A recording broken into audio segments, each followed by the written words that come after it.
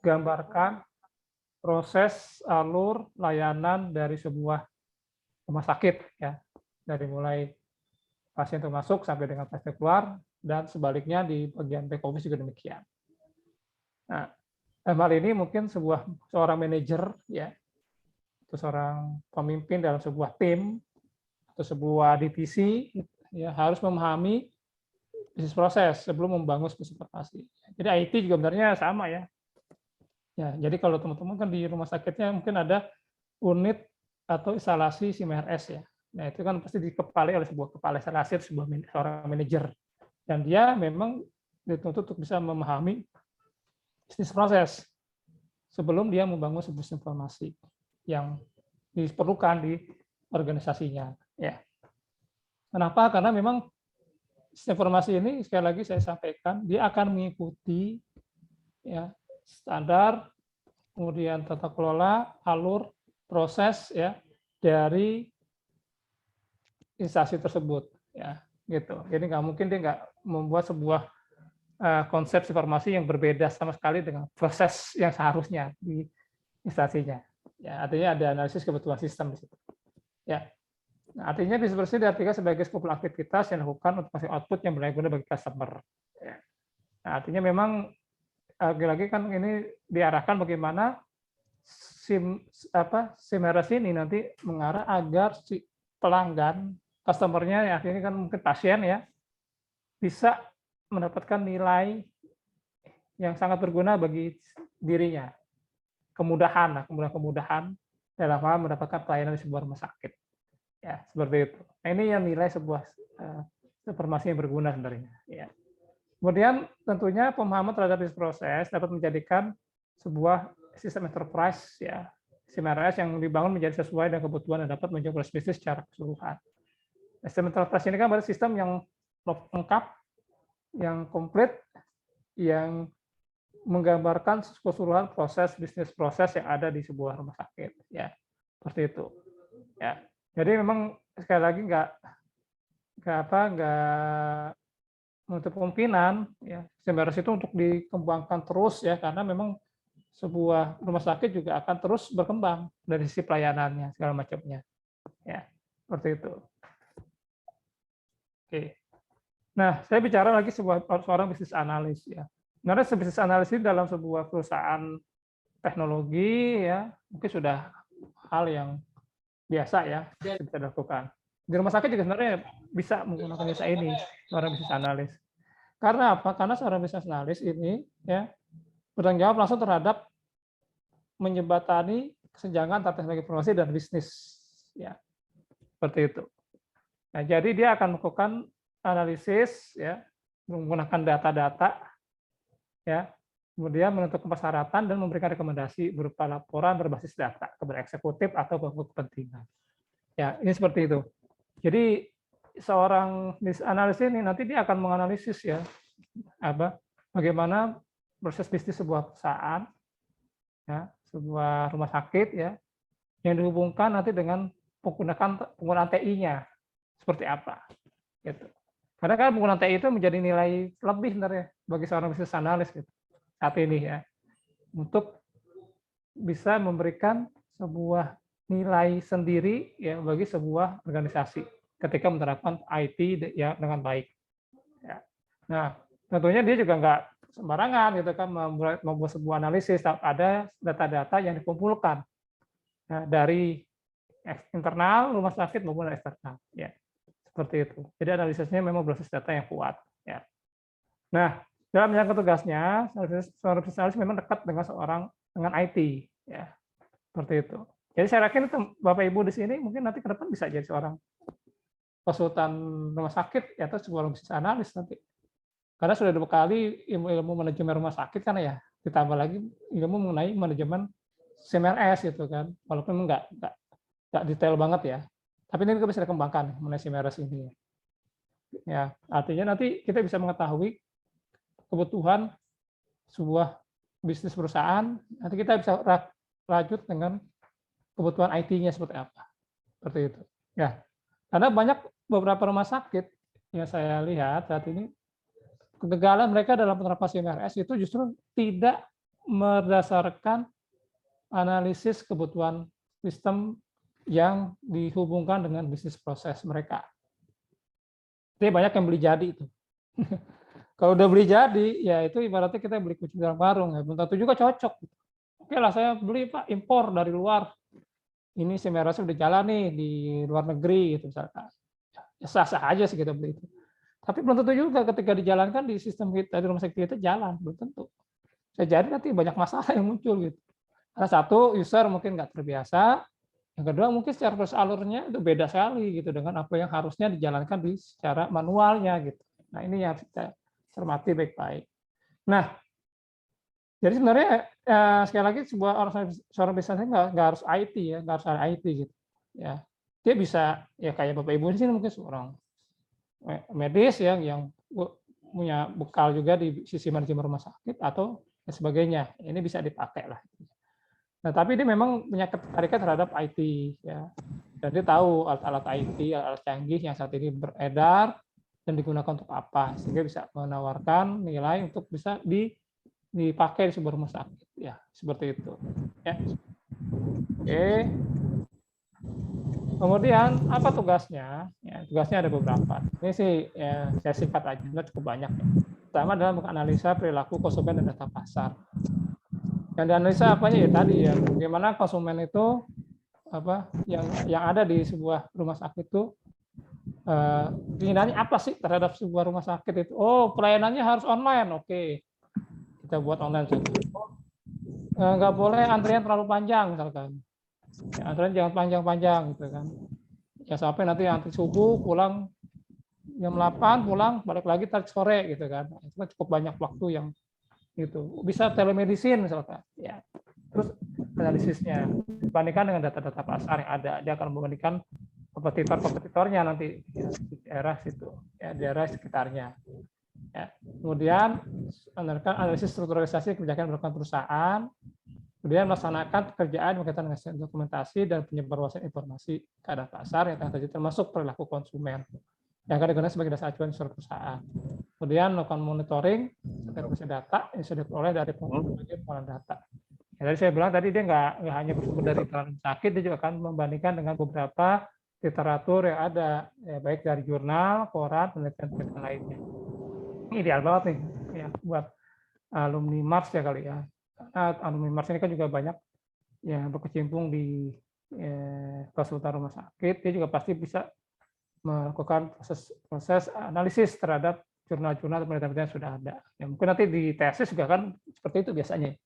Kita melakukan analisa terhadap sebuah proses bisnis ya di sebuah layanan, kemudian dibandingkan dengan penelitian yang sudah berjalan lewat jurnal maupun tulisan-tulisan karya ilmiah lain. Nah, kemudian memberikan solusi yang tepat dalam upaya meningkatkan mutu pelayanan. Artinya memang di sini ya harapannya dengan adanya bisnis ini nanti dia sudah bisa merekomendasikan sesuatu yang terbaik, solusi yang terbaik ya terhadap permasalahan di sebuah perusahaan. Ya, apalagi perusahaan baru nih mau berkembang atau sebuah rumah sakit yang baru berdiri dan mau berkembang, ya pasti sangat membutuhkan ini analisis ini. Ya, seperti itu. Ya orang pasti kan mau buat rumah sakit pasti ada analisisnya, ada datanya ya. Kenapa dia harus mendirikan rumah sakit di sekitar sini? Dan dokter pelayanan apa yang diperlukan? Gitu. Kan dari industri, oh ini banyak kecelakaan kerja, berarti butuh orang dokter ortopedi, ke dalam segala. Seperti itu kan analisisnya ya. Ini sama ya, intinya besarnya seperti itu. Kemudian membantu project manager, nah ini tenaga ahli lain dalam merancang desain aplikasi efektif dan efisien. Jadi nanti dia mungkin analis ini bisa kerjasama dengan pihak ketiga lain, ya, yang mengembangkan IT sebuah perusahaan, sebuah rumah sakit untuk mengembangkan rancangan aplikasi, ya, berdasarkan analisisnya dia, gitu. Dia ada rekomendasi nanti dia bisa mengusulkan tuh, menggandeng pihak ketiga atas sebuah perusahaan IT untuk bisa mengembangkan IT di rumah sakit yang sudah dijadikan analisisnya dia. Atau yang menggandeng SDM IT di situ, kepala instalasinya, kepala unit IT-nya untuk bisa mengembangkan aplikasi sesuai dengan rancangan yang dia buat, gitu. Ya, seperti itu. Nah, bicara enterprise system, ya mungkin Bapak Ibu sudah pernah dengar nama ERP ya, itu kan satu sistem yang cukup terkenal lah ya, Enterprise Resource Plan ya, ERP. Nah, kalau saya lihat memang ERP itu juga artinya kan banyak digunakan di perusahaan-perusahaan industri ya di situ, karena sudah ada mengatur terkait dengan pengelolaan data-data dari mulai pembelian, purchasing, produksi, manufacturing segala macam. Ya, itu udah menjadi satu kesatuan. Nah, sebenarnya kalau saya lihat sih Meres juga hampir mirip ya prosesnya dengan ERP itu sendiri. Tapi ini memang berbasis layanan rumah sakit. Gitu, ya. Satu, memang kita lihat memang setiap organisasi besar atau kecil biasanya terdiri dari beberapa departemen. Tadi kan supply chain, manajemen inventaris, daya manusia, pemasaran segala macam. Ini di ERP seperti ini. Ya. Nah, tujuannya apa? Agar semua departemen ini harus dihubungkan bersama oleh sistem yang masih ada dalam waktu nyata dan berbagi data. Artinya, enterprise system itu bertanggung jawab untuk bisa menghubungkan satu data dari satu departemen ke departemen lain. Artinya nggak silo-silo tuh, nggak terfragmentasi atau nggak masing-masing. Ya, gitu. Nah ini yang penting nih. Jadi kalau kita lihat, kalau kita mengacu pada apa yang sudah dibuat dalam sebuah ERP itu, ya saya lihat menarik ya, karena dia sudah membuat sebuah database ya, single database ataupun beberapa data sharing database ya, dan dia sudah bisa menghubungkan data dari satu waktu ke waktu lainnya, dari satu departemen ke departemen lain gitu. Analisisnya pun utuh jadinya, karena apa? Karena datanya itu nggak hanya sekedar dari satu departemen. Ya, misalkan kita menghubungkan data satu departemen pemasaran misalkan dengan departemen produksi misalkan, ya itu bisa kita hubungkan datanya. Analisisnya apa? Market ya, supaya tahu ya dari sisi apa yang harus diambil nih kebijakannya, tindakan. Sama di rumah sakit juga seperti sama seperti itu juga ya. Dalam hal Simeres, ya Simeres itu sebenarnya kalau kita bicara Simeres maka dia harus bisa menghubungkan satu data di bagian front office sampai ke back office. Ya, dari satu unit di front office ke unit front office lainnya. Ya, gitu. Artinya satu aliran data di situ. Makanya saya bicara, saya merasa mengacu pada alur layanan pasiennya dulu. Seperti apa? Kemudian dia registrasi sampai dia pulang tuh, dia larinya kemana-mana tuh. Kemana aja tuh. Ya dari registrasi, daftar, masuk ke ke perawatan misalkan, masuk lagi ke dokter, ke klinik ya, dilayani dokter, kemudian dapat order ke pemeriksaan lab, radiologi misalkan, sampai dengan dia pulang itu seperti apa. Itu biasanya akan membuat seperti itu. Dan itu nggak boleh terputus. Ya. Kalau terputus, maka datanya pun nggak bisa didapatkan dengan utuh. Ini makanya saya bilang udah ideal banget disebut sistem enterprise itu dalam sebuah rumah sakit. Ya. Nah, ini kalau contoh di sebuah ERP system seperti ini. Ya, sebenarnya sama lah ya. Simeres juga kayak gini kayaknya. Ya. Tapi ada juga rumah sakit yang masih tadi ini masih punya sebuah departemen masih punya sistem di marketing sales, misalkan di bagian akuntansi dia punya sistem keuangan biasa sendiri, bagian rekam medis punya sendiri, misalkan bagian billing punya sendiri. Ya, akhirnya terjadilah double input, ya kan? Karena datanya itu masing-masing tersimpan dalam satu database tersendiri, artinya terdistribusi nih. Itu tidak ada yang mengaitkan. Makanya pentingnya sebuah sentral data di sini agar sumber data yang ada itu bisa tersimpan di sini. Desain sentral data ini nanti akan dibangun seperti apa supaya bisa menghubungkan satu data ke data lainnya. Dia pada saat analisis ini siapapun bisa mendapatkan data dengan utuh, gitu. Nggak sebagian atau nggak parsial. Nah, sama juga dengan lainnya lah ya. Ini mudah-mudahan dari ERP sistem ya. Jadi lengkap ya. Saya gambarkan sama lah, Simeres kayak gini juga. Ya.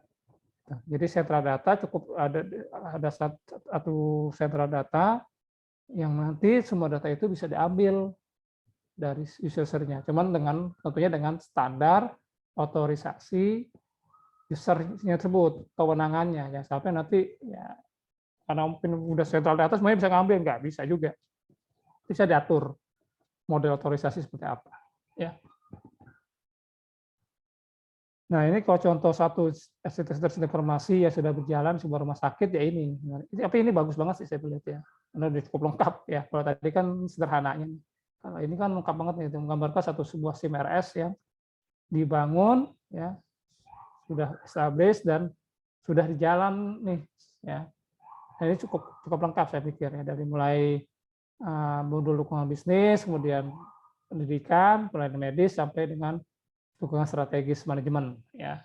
Ini sangat bagus saya pikir karena pada intinya ini sudah dibangun sekian tahun dan sudah ada semacam blueprintnya nih untuk membangun sistem seperti ini. Ini contoh di sebuah rumah sakit ya. Saya nggak sebutkan rumah sakit, tapi ini sudah saya ini sangat lengkap ya, karena di sini sudah ada modul medical record IMR ya, baik di rawat inap dan rawat darurat, kemudian terhubung dengan LIS, kemudian terhubung dengan prescription ya, kemudian RIS ya, sampai dengan juga nanti ini bisa naik ke atas tuh untuk apa, untuk analisis ya, siapa dukungan strategis manajemen.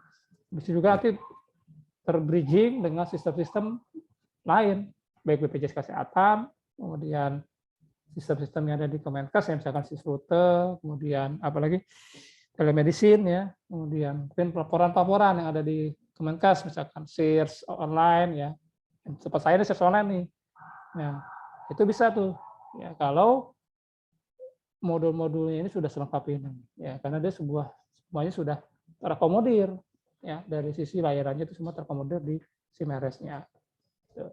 Ya. Oke, jadi intinya nanti ke depan ya ini sangat bermanfaat untuk apa? Untuk ini. Ya. Analisis untuk dashboard manajemen. Ya. Oke, gimana dengan SIM-RS di Kemenkes? Nah, Kemenkes punya SIM-RS kayak gini nih, SIM-RS Plus ya. Ini standar mengacu kepada apa? Yang kemarin saya infokan, Permenkes nomor 82 tahun 2013. Itu Permenkes sudah cukup lama, ya ini standarnya kayak gini dulu nih, 2013 kayak gini, mungkin 2022 itu lebih lengkap lagi, jauh lebih lengkap mungkin.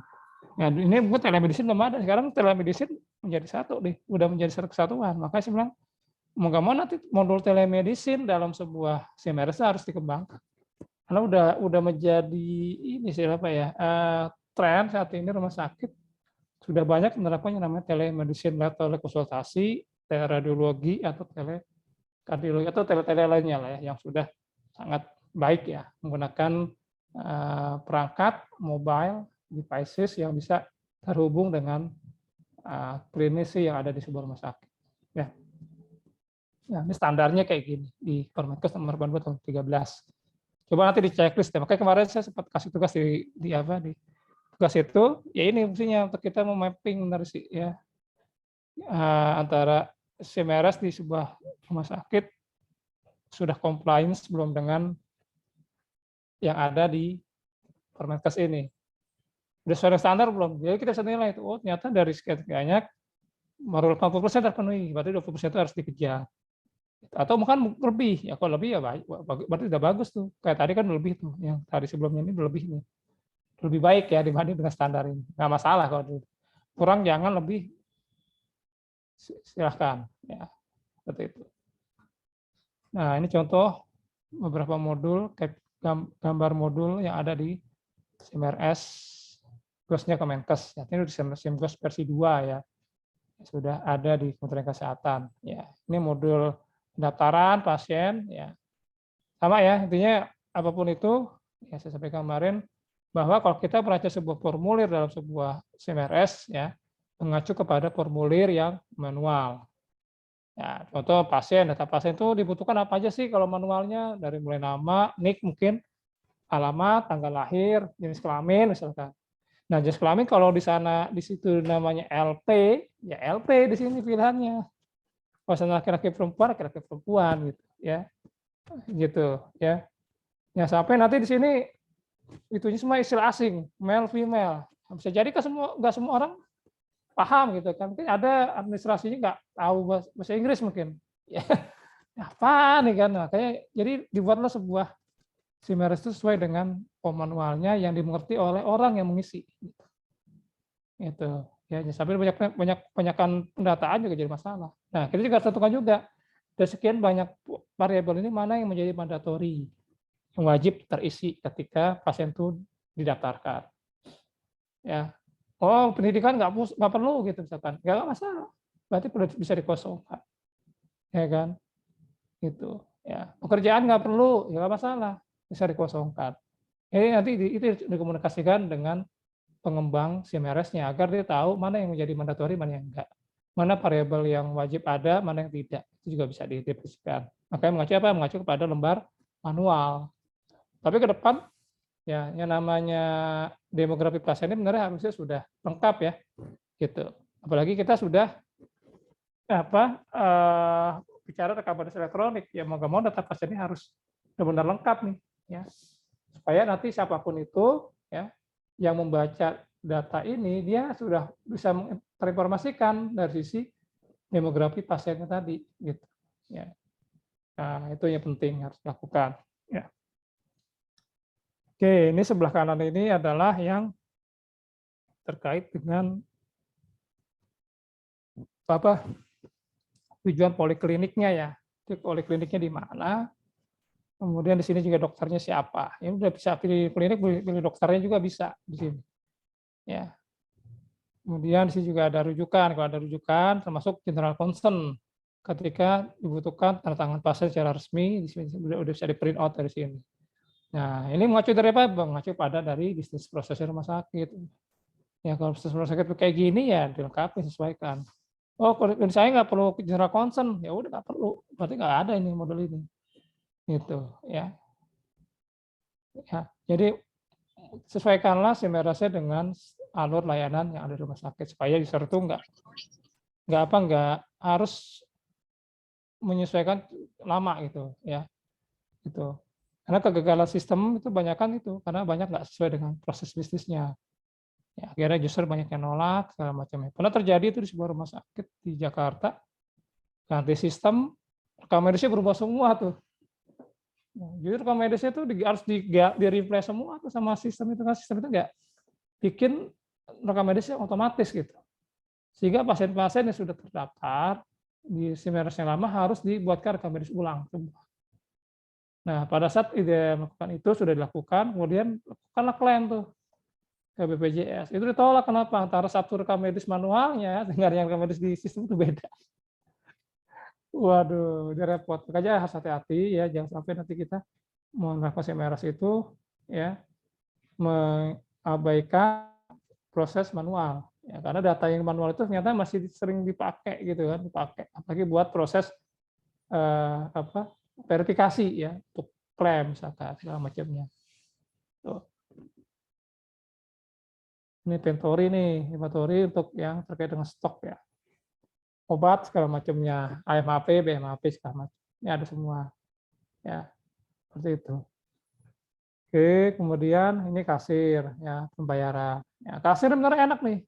Ya, kalau semuanya udah jalan dari awal sampai akhir tuh udah jalan tuh udah enak banget tuh kasir. Kenapa? Karena kasir itu kan di belakangnya. Dia tinggal melihat saldonya tagihan si pasien tersebut. Berdasarkan apa? Berdasarkan inputan dari unit-unit yang dikunjungi oleh pasien tersebut. Ya kan, misalkan pasien daftar, oke, masuk ke jalan poliklinik, di situ dia konsul dengan dokter spesialis anak, ya kan. Ya, anak itu kemudian dia dapat harus periksa radiologi input tindakannya apa, tarifnya keluar, ya kan. Balik lagi ke dokter melakukan anamnesis, diagnosis segala macam, kemudian disimpan lagi dapat tarif konsultasi. Ya, ini sudah di mapping berdasarkan tindakan di usia dokter, jadi udah tinggal hasilnya dia. Paling ketika nanti ada yang diragukan, dia tinggal cross check ulang ke yang terkait. Ya, dia ke klinik anak nih, ya, dokter siapa benar nggak nih? Ya, dilakukan bisa kalau dia meragukan. Tapi saya yakin dokter tersebut juga udah terlatih dan sebenarnya bisa dipantau ya untuk misalnya jasa untuk tarif konsultasinya berapa segala macam itu otomatis biasanya sudah terformat tuh dalam CMRS-nya, sudah ada master datanya segala ya. Seperti itu. Ya, ini demikian. Ya. Ini yang terkait dengan apotek ya. Demikian sama ya. Nah, kadang-kadang memang sering terjadi itu adalah terkait dengan stok. Selisih stok antara manual dengan yang di sistem. Nah, ini sering terjadi nih di CMRS-nya rumah sakit. Isinya tuh cukup tinggi gitu. Kenapa sih gitu? Ya, saya pernah lihat tuh Penyebabnya ternyata ada proses yang nggak dicatat di SIMRS-nya. Nah itu. Nah, kan dia masukin stoknya 100 ya kan, dijual 90, tidak 10 harusnya kan. Ternyata yang dicatat manual tinggal 8. Oh ternyata ada karyawan yang kemarin ambil obat, tuh misalkan benar tapi ngambil obat nih, dan itu nggak dicatat di dalam SIMRS-nya. Nah otomatis yang 2 itu hilang dianggapnya. Nah, nggak tercatat.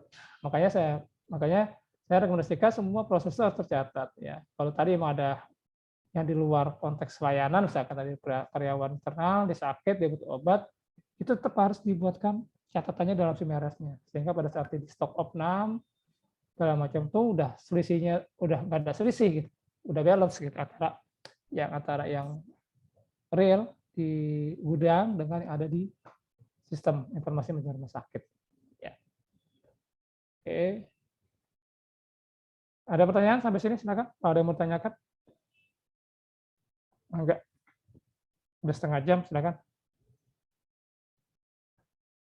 Ada? Kalau nggak ada, saya lanjut ya. Pak Haidar, Silakan Bu. Yuk.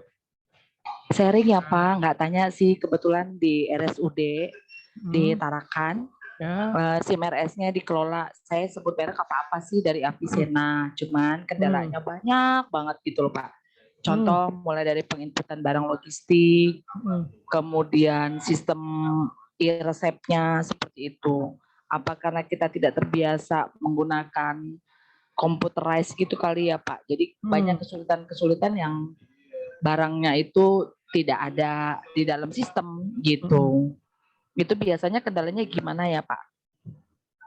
Ya, itu dia makanya saya bilang memang harus ada proses rekonsiliasi data antara manual dengan sistem dan konsistensi dalam inputan tadi. Pertama, ketika kita baru menyiapkan sistem, maka stok obat di awal itu harus benar-benar tercatat.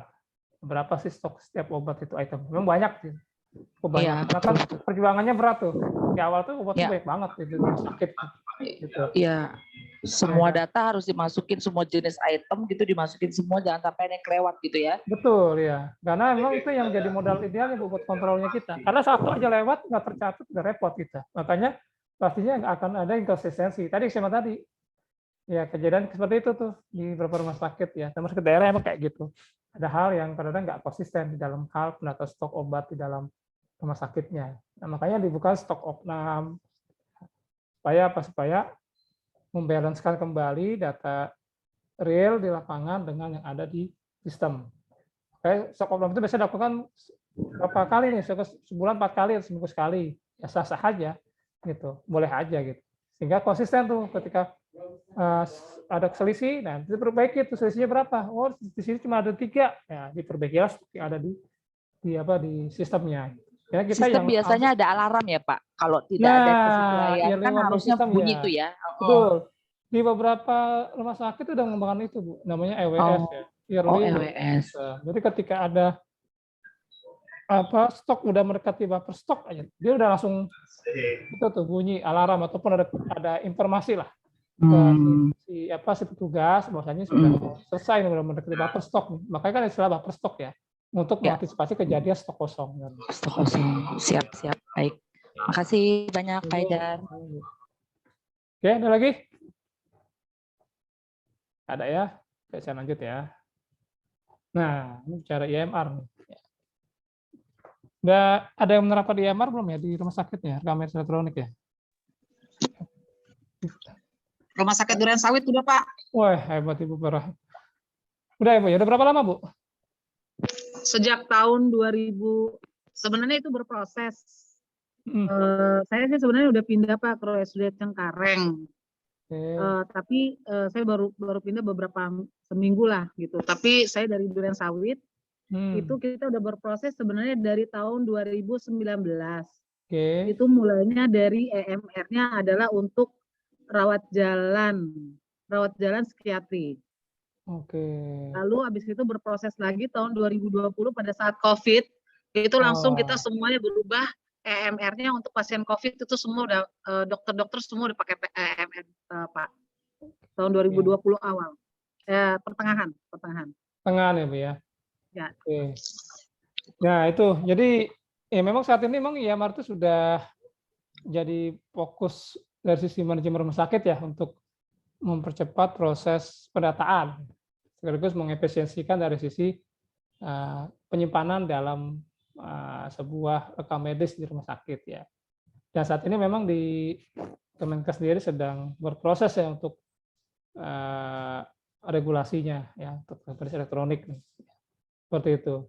Dan memang kalau kita lihat memang elektronik medical record ini ke depan bisa menjadi salah satu yang solusi untuk bisa melakukan integrasi data antar paskes untuk dalam sistem rujukan misalkan ya.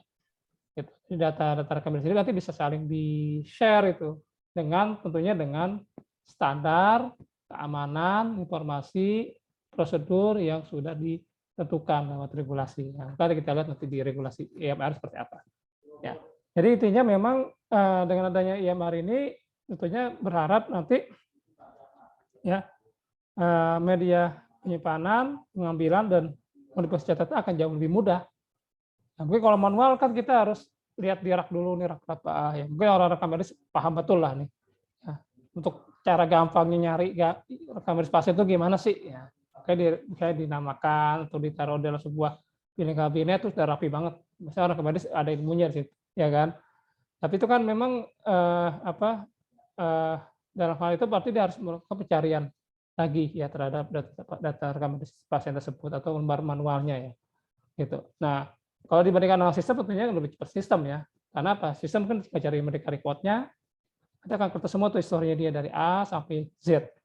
Jadi dia mulai dia berobat di situ sampai dengan dia terakhir berobat tuh kelihatan. Gitu. Ya. Jauh lebih cepat dari sistem pastinya ketika bicara pengambilan ya. Kemudian modifikasi data juga demikian ya. Jadi kalau modifikasi data ini pilihan tentunya. Biasanya kan kalau ini tergantung kenyamanannya. Makanya saya bilang bagaimana IMR itu harus dibentuk supaya dokter itu nyaman ya. Bila perlu memang apa ya? Usahakan untuk inputnya itu jangan terlalu banyak ya yang diinputkan oleh si dokter ya.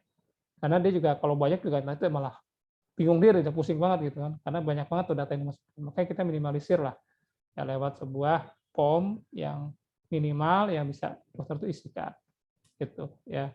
Nah ini nanti yang biasanya harus dipastikan dikaji di sisi internal rumah sakit. Ideal seperti apa sih IMR yang berjalan di tempat saya gitu ya. Kemudian ya tentunya pengalihan media kertas menjadi elektronik dapat meningkatkan efisiensi dari sisi penggunaan kertas ya. Nah, tempat penyimpanan rekam medis tetap mempercepat proses data untuk laporan rumah sakit. Nah, contoh mungkin sisi pelaporan aja ya. Contoh di kami nih ya, di kami kan ada laporan pasien COVID. Pasien COVID itu kan berdasarkan individual. Itu juga ada kita minta terkait dengan apa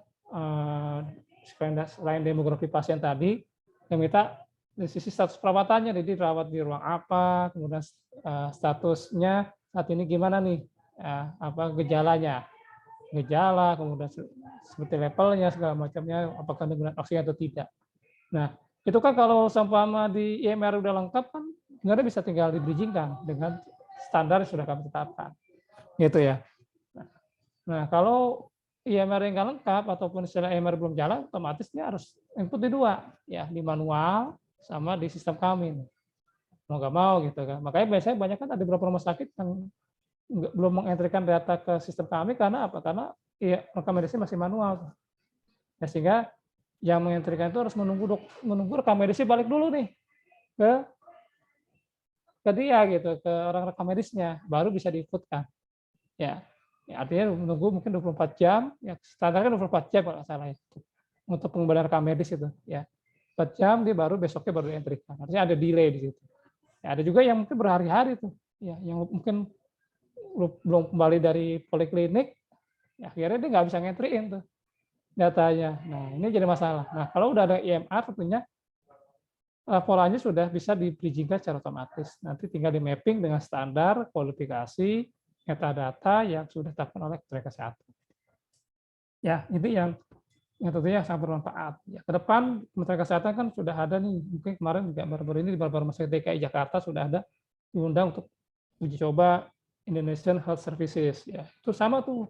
Basicnya nanti adalah IMR-nya nanti akan kita coba integrasikan ya di Kementerian Kesehatan. Jadi luar biasa nih kalau memang semua rumah sakit sudah menerapkan IMR dengan baik, datanya nanti bisa sering dipertukarkan, sharing ya. Sharing antar Paskes lewat sebuah sistem rujukan. Ya. Nah, ini penting nih. Ya. Tentunya kita bicara IMR itu, tadi saya lagi nggak bisa langsung, wah saya udah bikin IMR langsung jalan, besoknya nggak bisa. Karena ada tadi mengacu pada sebuah regulasi ya, ada. Mungkin saat ini masih berlaku adalah Permenkes nomor 269 tahun 2008 ya, rekam medis ya. Tapi di situ juga sudah, karena walaupun nggak secara detail mengatur elektronik, tapi sudah disebutkan bahwa rekam medis itu bisa secara elektronik di situ. Nah makanya ini yang sedang diproses nih di Kementerian Kesehatan. Ini tata kelolanya di IMR seperti apa? Ini di Permenkes ini nanti ini akan dikeluarkan. Ya nanti dilengkapi dengan Juknis mengenai pengelolaan IMR ya dari sisi standar variabelnya, tugasnya gimana, sampai dengan dukungan dari sisi tata kelolanya ya, itu penting. Nanti akan ada di situ, Juknisnya ada lengkap. Sampai dengan integrasinya dengan Kemenkes dan sistem lain itu juga nanti diatur. Ya. Kemudian kesiapan SDM tentunya paling penting ya. Ya mungkin nanti dari Bro Sawit nih bisa cerita juga tuh ya. Gimana menyiapkan SDM supaya ngentri data di IMR-nya itu tadi. Ya mungkin COVID mereka menyadarkan kita, COVID kan nggak mungkin tuh dokter itu terus standby di rumah sakit ya, karena juga kan dia hanya datang pasien, itu pun karena juga lewat telekonsultasi ya, lewat ini kan. Nah ini dengan adanya IMR ini kan kemudahan. Nah itu bagaimana tuh caranya itu bisa SDM itu bisa ngentri data. Nah, bisa cerita juga tuh dari Sawit. Karena ini menarik saya pikir. Karena udah kalau di jalan tuh sebenarnya udah bagus banget. Artinya ada hal yang mungkin membuat mereka tuh mudah dalam menginputkan data dalam sistem tersebut. Ada beberapa rumah sakit ya ada kejadian emang di dalamnya dokter itu nggak mau entry datanya. Karena mungkin tadi ada hal yang lebih sulit ya dalam mengentrikannya. Entah mungkin formulirnya yang nggak sesuai, yang terlalu banyak entryan atau seperti apa. Gitu. Ini mungkin bisa cerita juga. Kemudian, IMR itu nanti pasti akan menjadi bagian dalam SIMRS-nya. Nggak mungkin itu terpisah, tuh, karena data pasien itu kan SIMRS. Di dalamnya ada modul IMR. Ya. Nah, nanti di situ mau nggak mau SIMRS harus siap nih. Ya, SIMRS harus siap. Ada modul IMR-nya yang sudah disesuaikan, di custom sesuai dengan POM manual. Satu lagi infrastruktur, karena datanya tersimpan semua dalam sistem. Ya, nggak ada lagi istilahnya manual lagi tuh, semuanya di sistem gitu. Nah, itu terus siap servernya, jaringan segala macam. Yang sampai nanti ketika entry jaringannya putus gitu kan, atau nggak stabil, akhirnya ada data yang loss. Ini kejadian kan mungkin BPJS itu beberapa kali sering loss segala macam. Nah itu karena jaringannya mungkin dengan rumah sakit koneksinya nggak bagus, akhirnya loss dan akhirnya berpengaruh terhadap pelayanan di sebuah sakit. Jadi digital itu memang bagus ya, tapi tentunya digital itu harus didukung oleh infrastruktur yang handal. Nah, maka harus diukur tuh masalah server, masalah jaringannya, termasuk kalau membutuhkan akses dari jauh, maka internetnya pun harus stabil seperti itu ya. Dan interoperability dengan sistem lain.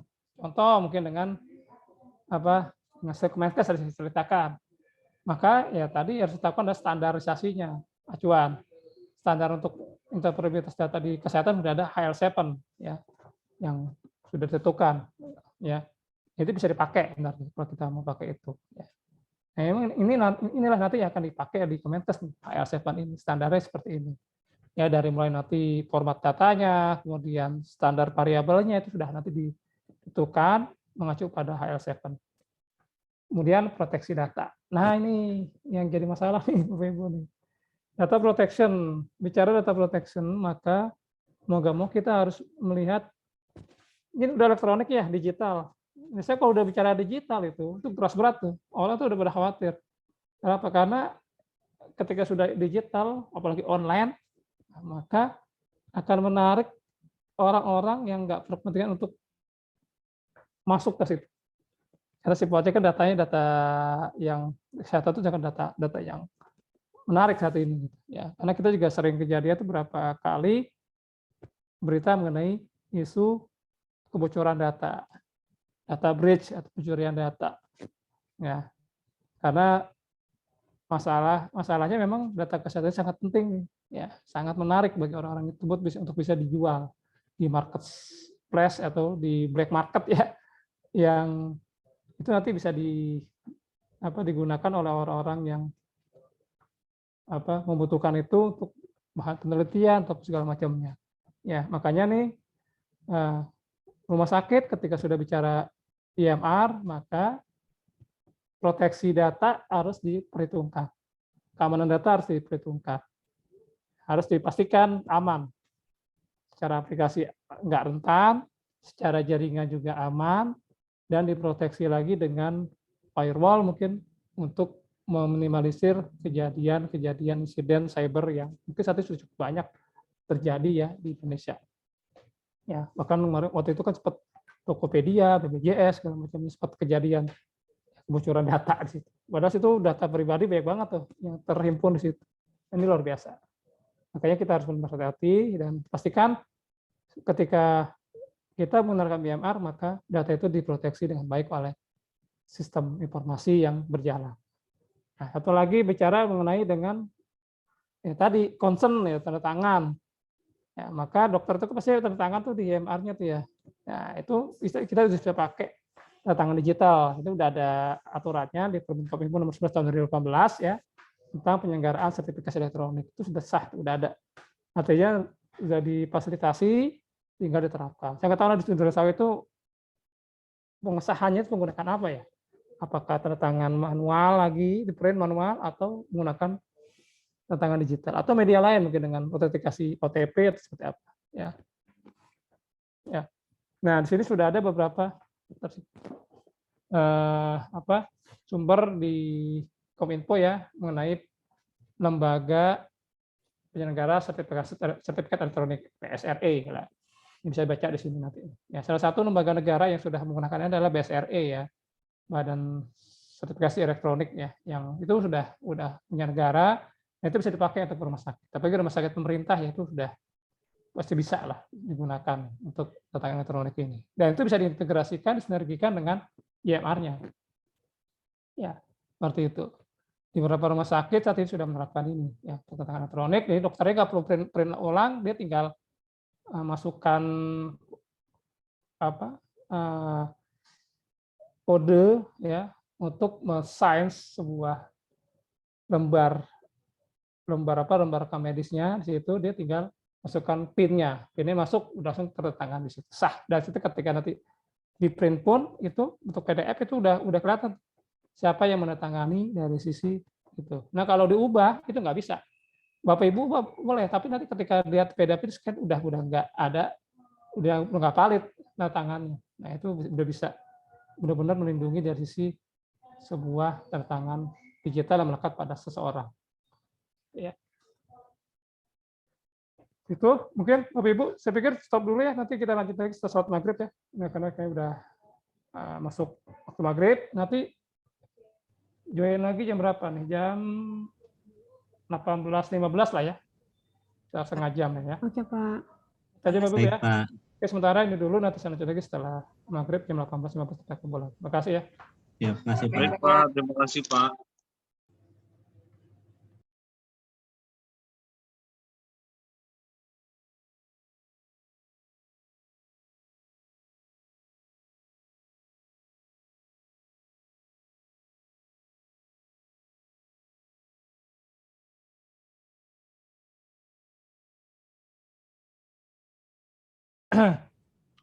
Jam 18.20 ya, kita lanjut lagi materinya sebentar.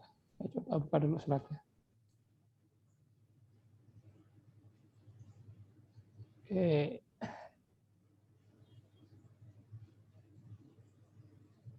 Share screen lagi ya. Oke, oke. Ya lanjut ya. Jadi kita udah bahas rekaman elektronik. Satu lagi kita juga bahas mengenai LIS, Lab Information System. Ya. Misalnya untuk orang-orang lab ya, atau mungkin dokter-dokter yang biasa terhubung kerja di lab ya, SPPK, SPPA ini tahu lah seperti apa LAS itu sudah dipergunakan. Bahwa saat ini kan LAS ini merupakan sebuah software yang fiturnya itu mendukung personal laboratorium modern. Ya, artinya memang dia bisa terhubung dengan alat-alat lab ya yang ada di sebuah rumah sakit atau sebuah stasi kesehatan ya. Di mana memang di situ LAS ini bukan hanya sekedar software, tapi juga mendukung proses terkait dengan pelacakan data, kemudian alur kerja, interface ya, user interface ya, sampai dengan pertukaran data. Nah, yang kata pertukaran data ini bukan artinya LAS ini bisa dilakukan proses bridging dengan sistem lain di luar LAS itu, termasuk SIMRS. Nah, kali ini mungkin nanti SIMRS akan mensupport terkait dengan data-data pasien. Ya, kemudian diterima LAS datanya, kemudian LAS memfeedback berupa hasil pemeriksaan lab-nya dari pasien tersebut. Gitu, ya. Nah, ini sudah bisa dilakukan. Ya, tapi memang LAS ini ya karena sini alat dan alat itu biasanya vendornya juga berbeda-beda, maka biasanya spesifikasi dari si proses bridging-nya itu tergantung dari alatnya juga, termasuk juga vendornya. Makanya biasanya kita harus melibatkan vendor penyedianya supaya bisa tahu bagaimana cara menginteroperablekan data yang ada di LAS dengan yang ada di SIMRS gitu, supaya terkoneksi ya, seperti itu. Ya, termasuk mungkin kalau misalkan menggunakan port tertentu yang harus dipakai atau standar datanya, karena ada yang menggunakan mungkin langsung bisa masuk ke database misalkan, atau menggunakan standar interoperable berupa file-file XML ataupun JSON misalkan, ya itu kayak gitu. Jadi dia ada tergantung dari alat penyediaannya nanti mau seperti apa, ya seperti itu. Satu lagi radiologi, nah, radiologi juga sama ya. Ini kan intinya dia juga sebuah software yang tersedia di sebuah radiologi dan itu bisa terhubung dengan yang namanya PACS ya, PACS ya. Di mana PACS ini nanti akan mendistribusikan image ya berupa standar DICOM ya, DICOM ya, yang nanti bisa dibaca oleh RIS ya, RIS-nya gitu. Nah, di sini sendiri nanti ya RIS sendiri memang cukup lengkap ya, fasilitasnya terkait penjadwalan pasien, manajemen sumber daya, pelacakan kinerja sampai dengan distribusi hasil proses penagihan. Artinya sebenarnya RIS-nya cukup lengkap nih, sampai dengan harganya itu udah ada juga. Tapi kan tentunya kalau ini tersendiri pun nggak pas ya, makanya ini juga bisa di-bridgingkan dengan HIS-nya, dengan Hospital Information System atau SIMRS-nya. Nah, skemanya gimana ya kayak gini ya. Ada yang mau tuh HIS ke PACS ya, artinya DICOM-nya langsung bisa diambil dengan HIS-nya ya. Tapi di sini harus menyediakan DICOM viewer untuk membaca hasil image dari PACS tadi. Atau ya HIS bisa minta ke RIS hasilnya gitu. RIS yang hubungkan dengan PACS ya. Nah, yang satu ini lebih fleksibel sebenarnya. Kalau RIS-nya rusak maka bisa langsung direct. Ya, atau misalkan ininya nggak bisa terkoneksi bisa lewat RIS-nya. Nah, yang kedua ini lebih kompleks karena apa? Karena wajib ada RIS-nya. Jadi kalau kayak gini kita bisa harus sewa dua-duanya nih, baik RIS-nya sama PACS-nya. Kalau ini kan cukup satu aja benar bisa. Kalau kita selama HIS-nya ini sudah bisa membaca data-data dari PACS ini. Kalau ini ya mau nggak mau kita harus adakan RIS-nya baru bisa membaca DICOM dari PACS tadi. Ya. Nah, ini mau yang mana, saya itu tergantung dari rumah sakit pilihannya sih. Ya, ini sudah cukup banyak alat-alat radiologi yang berkembang dan itu bisa dipertimbangkan. Yang prioritas yang mudah yang mana. Ya. Oke. Terkait dengan perencanaan SIMRS. Nah, ini saya sudah sampaikan bahwa perencanaan SIMRS itu memang ada aspek-aspek ataupun semacam hal-hal yang perlu diperhitungkan. Ya, perhitungan itu apa? Ya, satu adalah software, hardware, firmware. Software ini berarti kan SIMRS-nya ya, termasuk tadi list sama RIS-nya. ya, atau mungkin software-software lain yang memang dipergunakan yang bisa diintegrasikan dengan SIM-RS ya. Tapi di sini kita bicara SIM-RS lah ya, software-nya. Kemudian selain software, kita juga harus ada dukungan tadi, dukungan berupa hardware, infrastruktur, server, ya kan, komputer, ya, PC user segala macamnya, sampai dengan kalau memang perangkatnya berupa mobile, mungkin bisa menggunakan mobile device yang bisa dipakai oleh si user dalam hal penginputan data. Satu lagi tentunya jaringan. Ya, jaringannya jaringan lokal, jaringan wide area network ataupun internet. Ya, itu tergantung sih sejauh mana user itu bisa mengakses ya. Apakah bisa lewat akses publik, lewat public domain menggunakan internet, atau hanya digunakan untuk lokal area aja. Yaitu dari sisi rumah sakit pilihan. Lahir dari brandware ya, orang-orangnya. Nah, orang-orang ini kan penting ya, karena tentu sebuah aplikasi tanpa adanya operator juga akan yang susah. Ya, mungkin kita bicara, oh kan sekarang udah banyak otomasi gitu kan. Semuanya bisa dientrikan tanpa harus ada user. Ya nggak semua proses itu bisa otomasi ya. Mungkin ketika pasien datang mungkin dia bisa scanning barcode, otomatis datanya harus ada.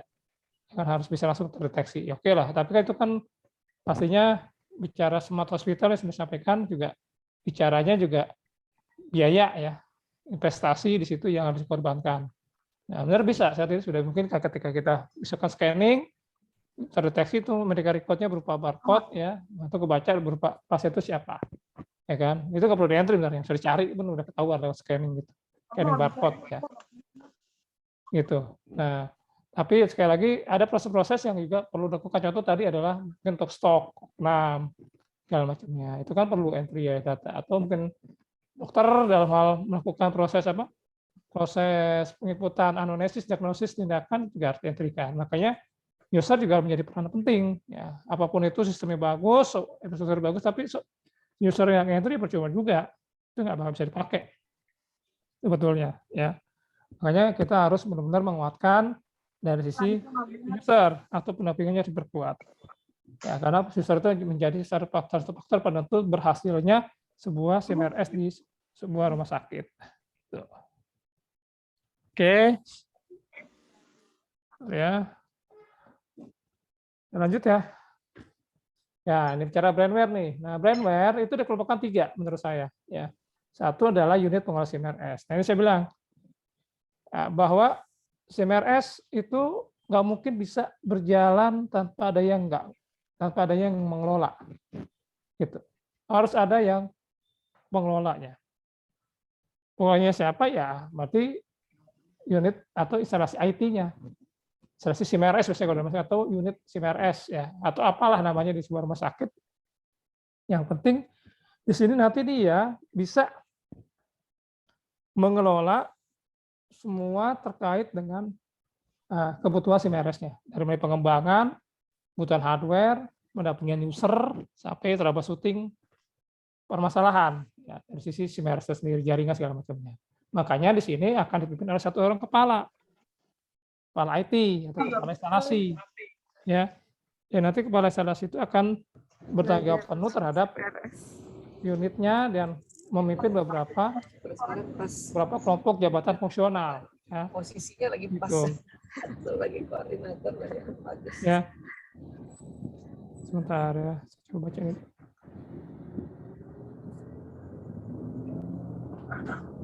Oke. Ya, jadi bentuk fungsional ada programmer, itu bagian yang ya mengcoding ataupun mengembangkan aplikasi, sistem analis ya, tadi yang akan berkomunikasi dengan user nanti untuk melakukan perancangan desain UI UX dari sebuah aplikasi, tampilannya segala macamnya. Ya, masuk flow diagram dari sebuah sistem. Ya, makanya biasanya kan ini penentunya nanti di sisi analis ini. Kalau sistem analisis sudah bagus desainnya, dia sudah sesuai memetakan kebutuhan user, maka programmer pada saat pembuatan itu sudah lebih terarah, gitu ya. Nah, jadi programmer itu nanti di sesi kedua nanti setelah proses analisis sistem itu selesai, ya, seperti itu. Makanya biasanya nih kalau analisis sistem salah memetakan, jadi nanti pada saat sistem itu jadi itu bisa jadi masalah juga nanti, nggak bisa dijalankan. Ini juga pernah kejadian di sebuah rumah sakit besar, ya, di mana dia punya sistem analis, tapi salah memetakan tuh, karena dia mungkin nggak seluruhnya dilakukan proses asesmen. Sehingga ketika software itu jadi, itu nggak bisa diterima sama user karena beda dengan yang seharusnya, dengan alur pelayanan seharusnya. Nah, itu jadi masalah. Makanya ya saya rekomendasikan ketika bicara analisis sistem, maka carilah orang-orang yang memang sudah berpengalaman di dalam pengembangan CMRS, kemudian dia juga tahu bisnis proses, supaya dia juga bisa melakukan mapping antara kebutuhan user dengan bisnis proses di sebuah aplikasi. Programmer saya pikir nanti itu adalah di nomor 2 untuk pengembangannya, ya. Harapannya dengan programmer ini nanti pengembangan akan lebih cepat dan lebih tepat. Ya, seperti itu. Kemudian tenaga apa lagi nih? Database administrator ya, sama ya. DBA ini fungsinya untuk melakukan query terhadap sebuah data, ya. Dalam hal reporting, dalam hal analisis, masuk cleaning data pun dia bisa lakukan lewat database administrator. Helpdesk ini tadi yang paling kuat nih untuk pendampingan user. Jadi kalau helpdesk-nya banyak, bagus ya, maka user akan lebih nyaman. Makanya biasanya yang banyak itu justru di helpdesk nih dibanding tenaga-tenaga lain ya, dari analis segala macam, helpdesk-nya harusnya lebih banyak karena dia pendampingan user. Dan biasanya ini helpdesk ini kerjanya 24 jam. 24 jam itu artinya harus dibagi sebanyak 3 shift ya, untuk mendampingi user selama layanan itu berjalan. Ya. Hardware juga demikian, sama dengan helpdesk ya. Terakhir adalah pengolahan data pelaporan. Nah, pelaporan ini untuk penyajian data, pimpinan terkait dengan analisis dari sebuah informasi. Nah, ini yang di saya seperti ini saat pekerjaannya ya, lebih banyak ke sini. Ya, sampai dengan pengolahan data pelaporannya ya. Oke, kemudian user fungsi CMRS kan banyaknya dari dokter, apoteker, perawat medis, kasir segala macam. Nah, ini semuanya harus didefinisikan dari si user itu. Ya. Di pendaftaran usernya siapa? Dia biasanya kerjanya kayak gimana? Ya. Kemudian sampai dengan dokter juga demikian. Dokter juga demikian. Dia harus melakukan apa, ya, kemudian yang diisikan apa, kemudian sampai dengan dia menyimpan data itu harus dipastikan dia benar bisa tahu cara menyimpan data dengan baik, termasuk pencarian datanya itu dia.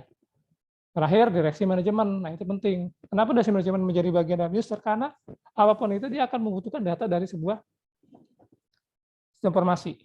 Ya, untuk apa? Untuk pengambilan keputusan, ya, untuk analisis sebuah program, misalkan. Satu lagi juga terkait dengan tata kelola. Ya. Siapa yang bisa memutuskannya? Dari manajemen, direksi, ya SOP misalkan. Kemudian reward punishment misalkan. Ya, penguasaan juknis segala macamnya, sehingga bisa membantu dalam hal kelancaran proses di usernya. Kebijakan lah yang penting ya, tata kelola tadi ya.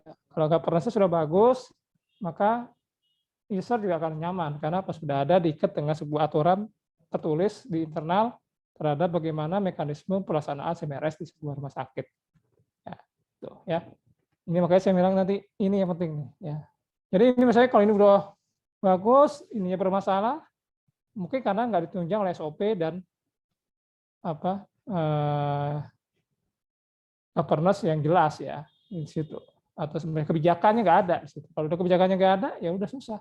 User nggak bisa diatur gitu kan. Akhirnya ya gagallah sistem itu untuk berjalan gitu ya.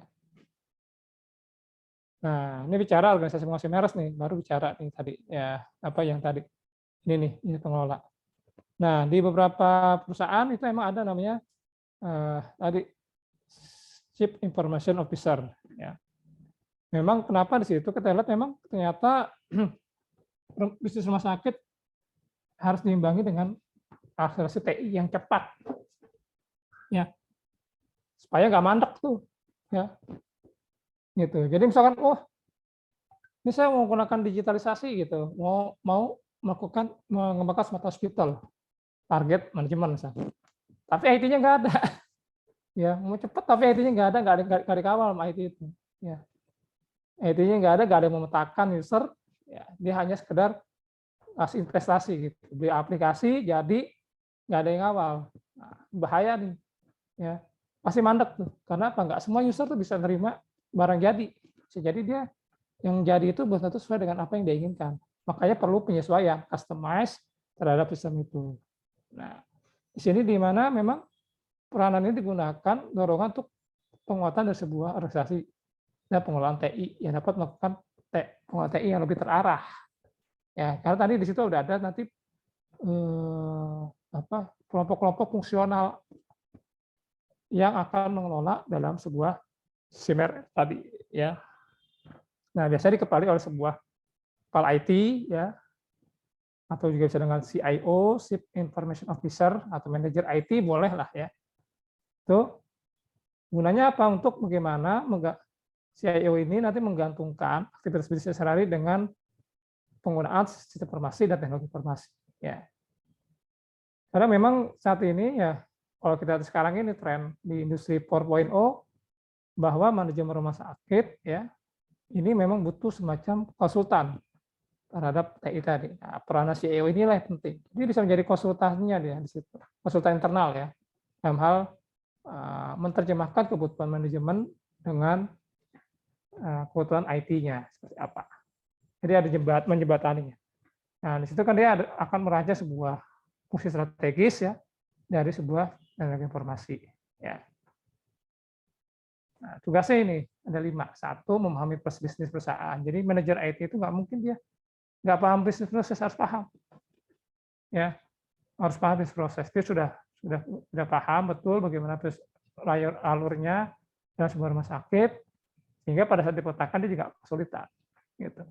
Ini biasanya memang agak rumit nih ketika di awal-awal, karena dia ketika itu dia harus menganalisis semuanya. User gimana sih maunya, kemudian dilihat sisi pelayanan, konteksnya, permasalahan apa yang terjadi, itu harus dipetakan semua, sehingga nanti jadi sebuah sistem yang tepat guna.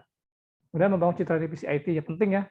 Jadi dia nggak mungkin dia tidak bisa membangun citra ya repot juga, karena user akan jadi pesimis sama dia gitu.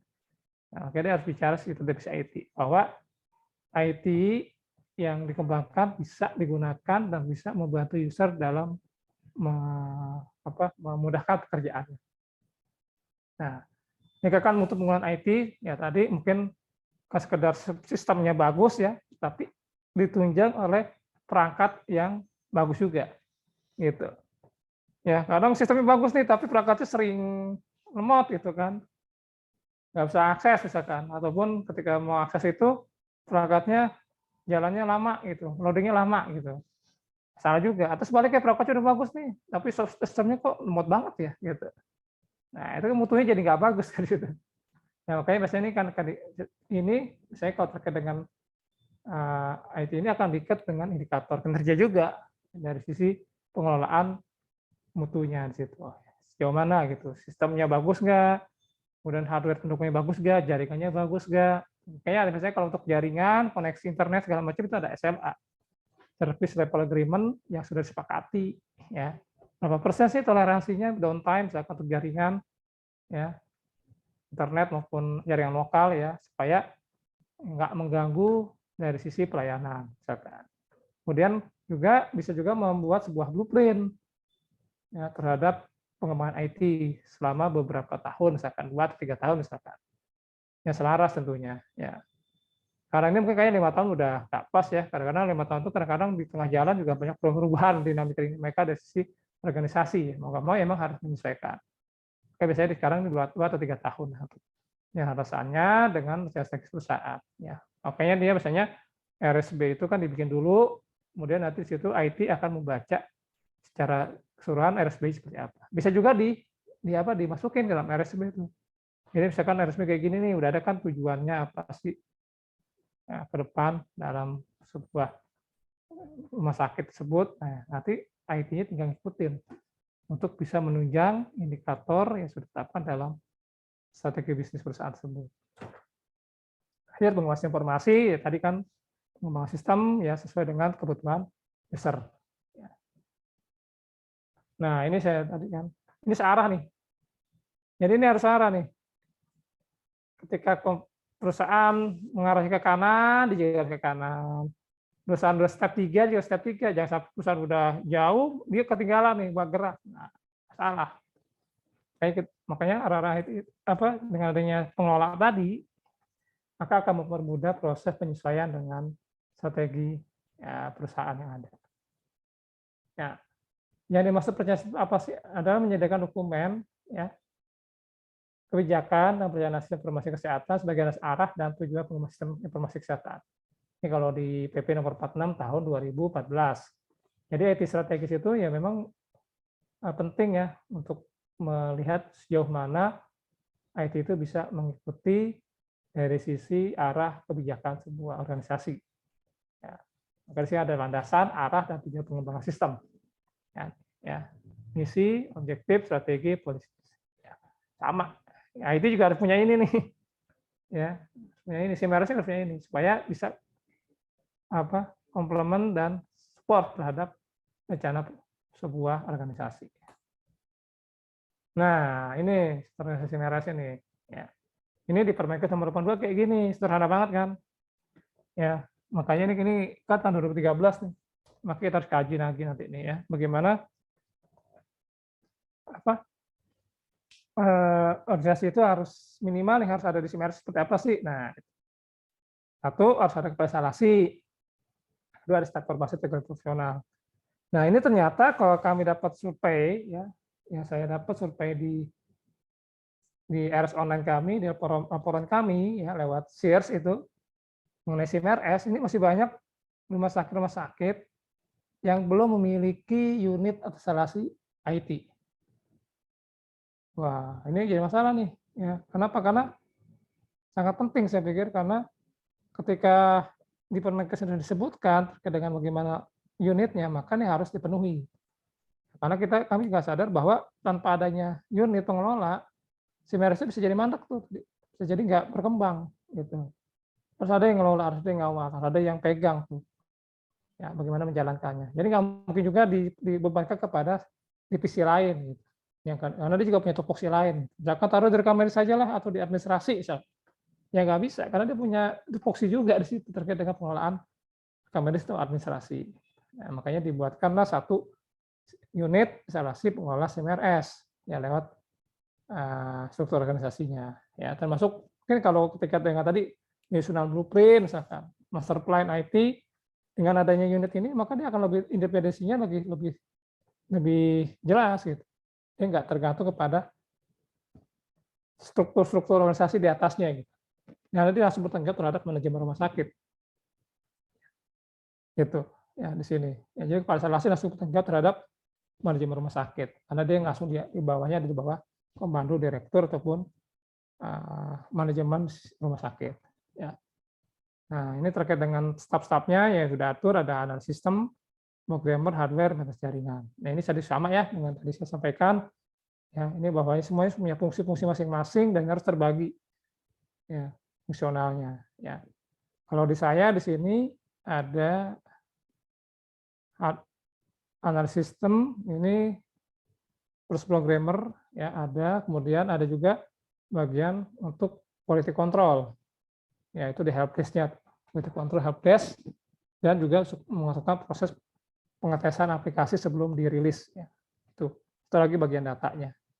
Metode jaringan nggak ada karena sudah diampu oleh teman-teman di Pusdatin kami. Ya. Dan satu lagi nih, rumah sakit ini rumah sakit kelas A ya. Ya ini strukturnya luar biasa nih ya.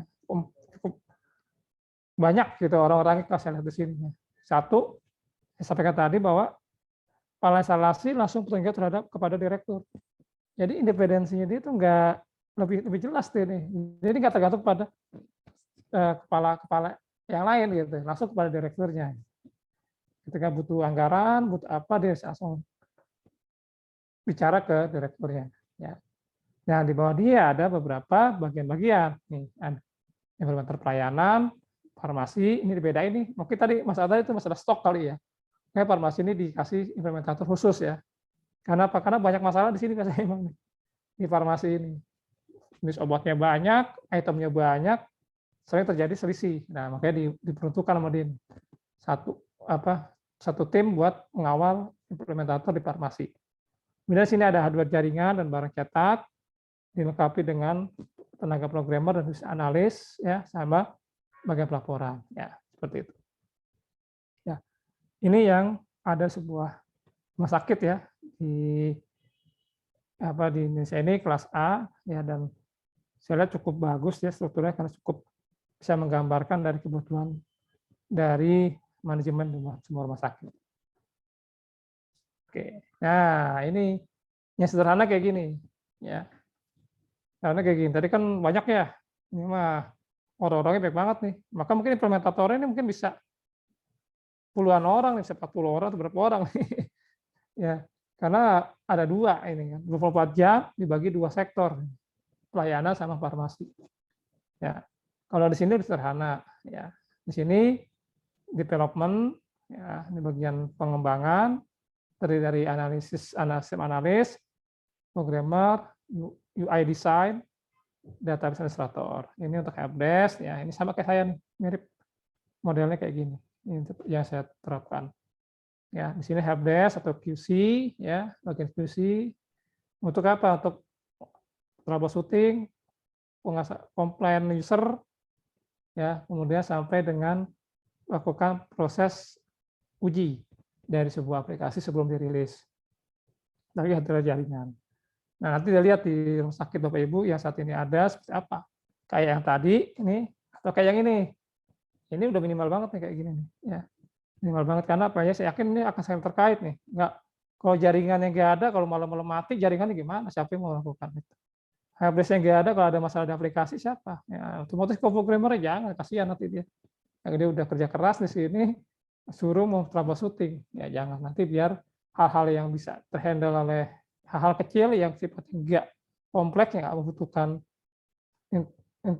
intervensi dari tim pengembang, ya cukup di helpdesk saja. Oke, sampai sini ada yang mau disampaikan dan mau ditanyakan, silakan. Sebelum saya masuk ke data politik satu lagi, sekitar setengah jam ya. Ada kan? Enggak, kalau ada yang mau tanyakan.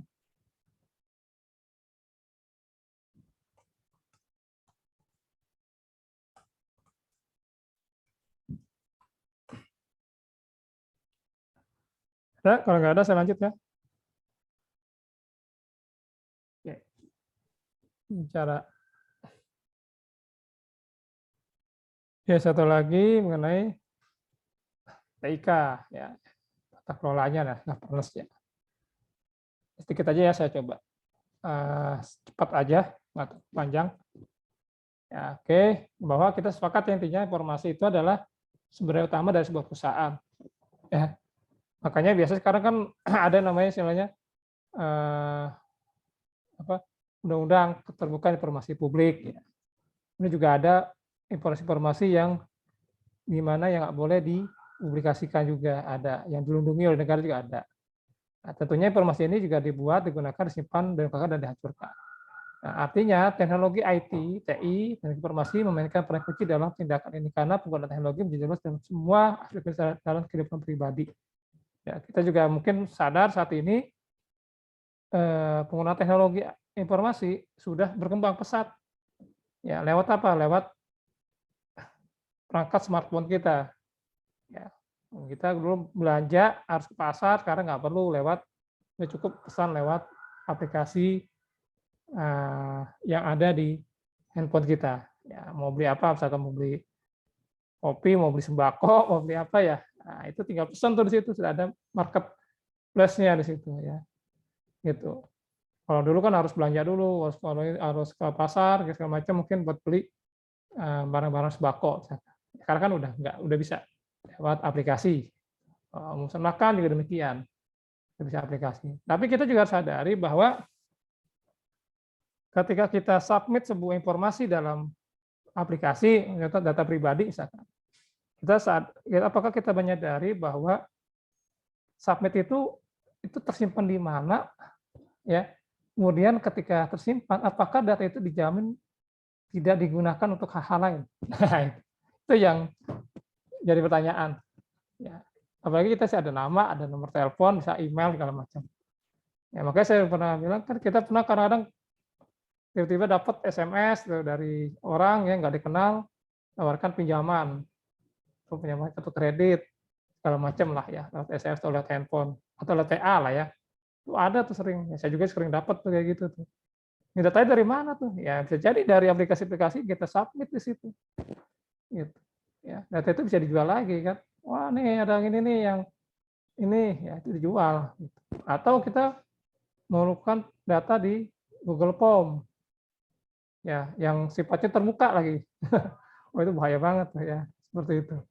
Makanya ini harus hati-hati kalau kita menggunakan Google Form pada saat aksesnya itu dibatasi pada orang-orang yang memang berkewenangan. Jadi perlu kalau sudah terkait absen kayak gini nih ya kita kunci ya untuk penarikan datanya hanya oleh administrator saja, nggak boleh orang lain supaya lebih aman. Ya.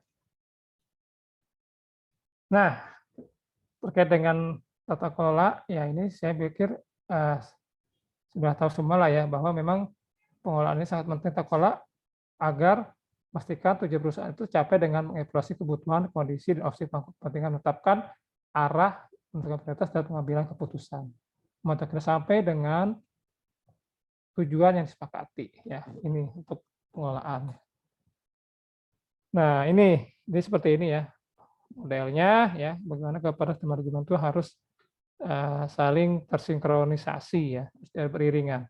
Di IT juga sama, ada governance dan manajemen. Ya, di CMRS juga harus sama. Tata kelola sudah ada. Gimana dari mulai perencanaan, organisasi, kemudian pengembangan ya dan implementasi ya sampai dengan proses evaluasi ya, monitoring ya itu juga harus benar-benar berjalan dengan baik ya. Life cycle ya di sini. Dan ini biasanya di sini untuk governance ya, pengelolaan tata kelola ini ada standarnya ya lewat CRM komponen contoh atau di COSO Principle atau COBIT 5 itu juga sudah ada standar untuk tata kelola sistem informasi. Nah, ini definisinya ya terkait dengan tata kelola TI ya. Di mana memang pola data kebijakan terhadap aktivitas IT ini membangun kebijakan pengelolaan IT, infrastruktur pengelolaan IT oleh end user secara efisien, efektif, dan aman. Serta proses manajemen yang efektif. Artinya memang di sini kita harapkan memang dengan adanya kebijakan terhadap proses IT tadi akan memperkuat dari sisi implementasinya. Tadi dengan infrastruktur, misalkan ada kebijakan anggaran infrastruktur untuk IT. User, misalkan, gimana user mau menggunakan sistem itu, ya mau harus ada kebijakan. Gitu. Tadi mungkin masalah tadi ya KMS elektronik tuh, ya. Kan di Guru Sawit itu udah ada tata kelolanya udah bagus tuh. Dia punya kebijakan yang mengatur agar user tersebut mau menggunakan KMS elektronik. Ya emang kebijakan sekali lagi ya Pak, paling menentukan. Ya, karena sebagus-bagus IT-nya udah kerja keras apapun kalau user nggak menggunakan percuma. Maka harus ditentukan oleh kebijakan yang memperkuat ya supaya user bisa melaksanakan itu sehingga dijamin juga dari sisi keamanannya dari sebuah sistem informasi. Ya. Nah, ini satunya sama ya, intinya adalah sebagai kumpulan kebijakan atau proses aktivitas prosedur untuk mendukung pengusaha IT, termasuk dalam hal ini mungkin juknis atau SOP ya, dalam hal penyelenggaraan sebuah CMRS di rumah sakit. Nah, ruang lingkupnya di mana proses besar memang cukup banyak ya, mencakup dengan tadi manajemen perubahan, kemudian manajemen masalah, ya tersediaan sampai dengan step manajemen. Ya. Nah, memang sifatnya tata kelola ini harus repeatable, yang terukur, ya supaya lebih berkualitas di situ. Jadi kalau pengelolaan tata kelola ini nggak repeatable, nggak bisa di-repeat, nggak bisa berulang, nah ini akan jadi permasalahan ke depan. Ya, karena kan ada proses evaluasi itu. Monitoring jalan nggak kebijakannya. Kalau nggak jalan ya harus direncanakan lagi sampai dengan nanti terakhir dievaluasi lagi. Tujuan IT apa sih ke proses ini? Tata kelolanya untuk menyelenggarakan teknologi informasi dengan strategi perusahaan serta realisasinya. Keuntungan-keuntungan dari penerapan IT juga didefinisikan dengan baik. Kemudian pengelolaan sistem informasi, ya memungkinkan perusahaan mengambil peluang-peluang yang ada serta memaksimalkan penggunaan IT dalam memaksimalkan keuntungan dan penerapan IT tersebut. Dan bertanggung jawab terhadap penggunaan sumber daya IT dengan manajemen risiko yang terjadi pada teknologi informasi secara tepat. Termasuk tadi masalah manajemen risiko kebocoran data, dan manajemen risiko terkait dengan keuangan segala macamnya. Pokoknya semuanya bisa dicermati di sini. Ya, jadi semuanya sudah dipetakan dengan ada tata kelola yang baik. Ya. Jika tadi risiko-risiko yang potensi tadi, masalah kebocoran data segala macam itu bisa dihindari, atau overlap antar user misalkan. User si dokter ini bisa dientrikan misalkan oleh si perawat sehingga jadi datanya nggak valid misalkan. Nah, dengan ada tata kelola ini akan diatur nih bagaimana kewenangan si dokter, bagaimana kewenangan si perawat supaya nggak tumpang tindih dalam hal operasional sebuah situasi. Gitu, ya. Oke, termasuk tadi pengelolaan sumber daya IT yang ada di sebuah rumah sakit. Nah, ini fokus area seperti ini ya. Ada bagaimana sebuah IT koperasi itu harus memang mengacu kepada IT strategi. Ya, supaya bisa menghasilkan nilai yang baik, bisa mengukur manajemen risiko sampai dengan memastikan performa itu berjalan dengan baik. Ya. Nah, ini fokus areanya ini saya dijabarkan di sini. Yang berfokus pada memastikan hubungan bisnis pada rencana PTI, strategic element, mendefinisikan, memelihara, mendefinisi nilai IT, dan menyelesaikan operasi dengan operasi perusahaan. Ini sudah saya singgung di awal-awal ya. Harus selaras dengan strategi bisnis perusahaan. Kemudian, bagaimana juga pengiriman ini memastikan IT memberikan manfaat yang dijanjikan terhadap strategi, berkonsentrasi pada optimalisasi biaya dan membuktikan nilai investasi TI. Nah, artinya jangan sampai nanti kita pakai SIMRS nih, nggak ada nilainya gitu. Ada manfaatnya buat user. Biaya makin tinggi, pasien sama aja nih, nggak ada perkembangannya gitu. Waktu tunggu masih banyak, masih sama gitu kan, dengan IT dengan tanpa IT gitu. Nah, makanya tadi pentingnya adanya tata kelola untuk mendorong optimalisasi dari sisi pemanfaatan IT di sebuah rumah sakit. Manajemen risiko terus disebutkan mengenai bagaimana bisa memastikan risiko yang terjadi ya bisa dipetakan dengan baik. Resource management ya tadi untuk bagaimana pengelolaan sumber daya yang ada ya termasuk sumber daya yang kritis ya seperti aplikasi, informasi, infrastruktur orang-orang untuk bisa mengoptimalkan terkait dengan penggunaannya di situ. Apa dengan performance measurement, bagaimana bisa diukur nih evaluasinya dengan menggunakan misalnya balance scorecard untuk melakukan strategi dan kebijakan untuk mencapai tujuan yang diharapkan. Ya, ini mudah kayak gini ya. Contohnya ya terkait dengan bagaimana sebuah etika prosedur harus diterapkan. Ya, jadi ini kebetulan di sini menjadi aset utama nih. Selain tadi human, finance, ya, physical, aset, nah, IT menjadi satu aset. Dan aset berarti nanti bernilai itu buat apa? Buat sebuah organisasi. Rumah sakit harus kayak gitu. Ya, kalau IT udah jadikan aset kunci, maka dia akan dipikirkan bagaimana pembiayaannya, bagaimana pengembangannya, bagaimana nanti keuntungan dalam hal pemanfaatan IT tersebut. Tuh, ya, termasuk orang-orang di dalam sini ini akan dilakukan proses pengembangan dari sisi bakat dan kualitasnya dalam hal pengembangan IT di rumah sakit. Nah, ini untuk pengelolaan IT, seharusnya IT ini ada levelnya ya, 5 level, yang ad hoc, kemudian teknologi, biaya, ya customer service orientation, kemudian customer service fokus sampai dengan kesalahan IT di sini, ya level 5. Ini paling tinggi nih, karena udah lihat antara bisnis dengan IT sudah saling mendukung. Ya, kalau ini masih berorientasi pada pasien, customer. Ya, ini untuk orientasinya itu sama level 4. Terakhir ad hoc nih, masih belum jelas, secara posisi masih tersendiri dan bisa mendukung sebuah organisasi. Nah, dalam hal sebuah pengelolaan IT atau sebuah SIMRS itu harus ada penilaian kematangan, maturity, ya, level. Kenapa level penting dilakukan? Supaya melihat bagaimana IT itu memang sudah benar-benar matang diterapkan sebuah organisasi. Ya, contoh mungkin tadi di Rumah Sakit Tarakan, misalnya. Ini udah ada SIMRS, oke. Kira-kira sejauh mana sih maturity IT-nya nih yang saat ini ada ya dari mulai tata kelolanya, SDM-nya, infrastrukturnya mungkin, ya sampai dengan keamanan informasinya itu harus dilihat, ya biaya segala macam itu harus dilihat. Ini ada tools-tools sih sebenarnya sih. Ada beberapa tools yang bisa dipakai untuk menghitung atau mengukur IT capability maturity level. Ya. Ini kalau kita bisa menggunakan COVID 5, bisa menggunakan CMM, ya CMM ini juga sama ya untuk level kematangan IT bisa dipakai. Ya, di mana situ ada 5 tahapan. Ya di COVID itu kemudian juga 5 tahapan juga tuh di COVID. Ya kalau CMM itu ada 5 tahapan menggunakan di beginner awal, tidak stabil atau tidak ada kemajuan terstruktur. Jadi tahun ke tahun nggak ada perkembangannya nih. Ya ini sudah siap aja nih sistemnya bakal di take down karena nggak ada perkembangan. Repeatable artinya telah mencapai organisasi yang stabil. Elemen kontak statistik yang digunakan untuk mencapai pengolahan hasil sudah ada di situ. Sudah ada evaluasinya di sini. Kemudian di sini define di mana saya telah mendefinisikan proses untuk memastikan implementasinya konsisten dan untuk memberikan dasar pemahaman yang lebih baik tentang proses.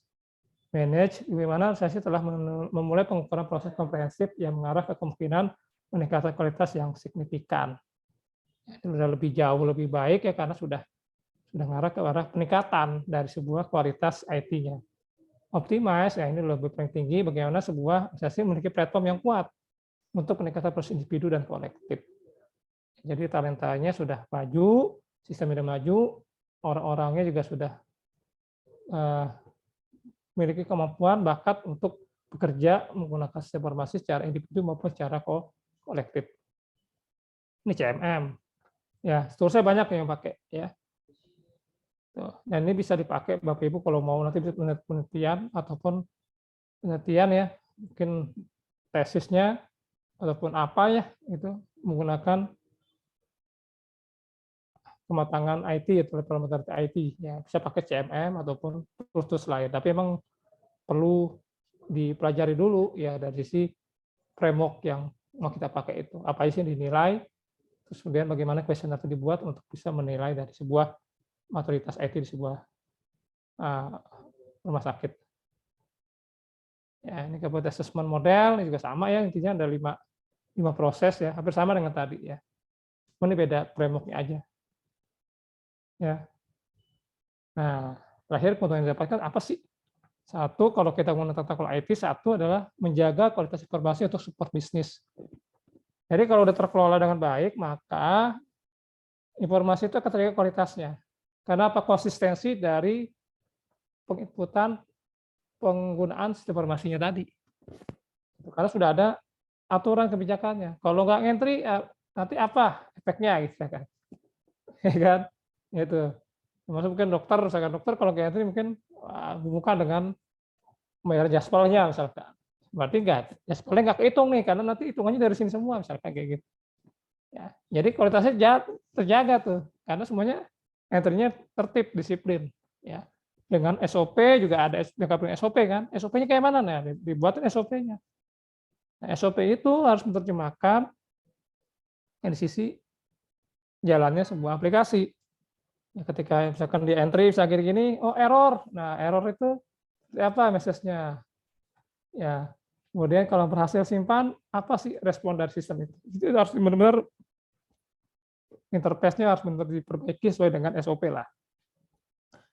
Kemudian menghasilkan nilai bisnis dari investasi yang mendukung IT. Jadi artinya di sini tadi dengan balance scorecard tadi itu bisa diukur bagaimana tujuan strategis dan sistem mendukung IT yang kreatif dan inovatif. Itu sudah bisa dihasilkan dari sebuah investasi. Dia mencapai keunggulan operasional melalui aplikasi teknologi andal dan efisien. Ya, kalau sudah terkelola pasti otomatis ya lebih efisien dan lebih handal dong ya. Karena apa? Karena semuanya sudah ada standar, ada acuan, udah ada kebijakan. Apalagi kalau tadi udah ada penilaian maturity, wah itu udah luar biasa. Nah, itu udah nggak dilakukan lagi, udah level 5 nih, wah selesai itu berarti udah tinggal dijalankan terus dan dipertahankan konsistensi dari sebuah jalannya sebuah informasi di instansi tersebut. Saya nggak tahu di rumah sakit ini sudah ada yang pernah melakukan proses tadi belum, capability model ataupun maturity IT. Ya, sebagai udah kayaknya udah ya bagus banget tuh. Ya, saat ini di beberapa ini mungkin di Kemenkes juga itu sedang fokus ke itu, menilai maturity keamanan sistem informasi. Ya, menggunakan ISO 27001 atau dengan yang ada di BSS itu indeks kami. Ya, itu bagus tuh menurut kalau Bapak Ibu mau pakai di rumah sakitnya untuk menilai maturitas keamanan informasinya di sebuah rumah sakit. Bisa dipakai. Ya, itu kalau kita melibatkan itu bisa melibatkan BSSN dalam asesmen